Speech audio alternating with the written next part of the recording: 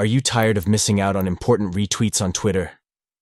Well, worry no more because I'm here to show you how to enable retweets notifications tailored just for you on Twitter, right from your PC.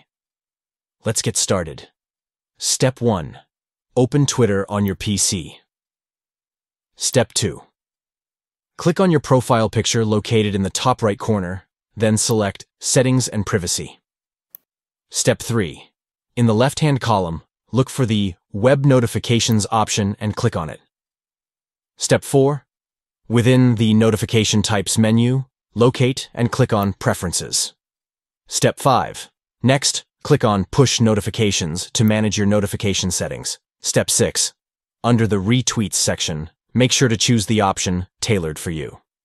Step 7. Finally, don't forget to click on the Save Changes button to apply your new notification preferences, and there you have it.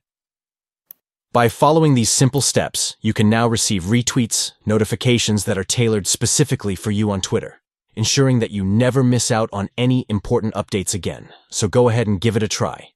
Stay connected and up to date with all the retweets that matter to you. Thanks for watching.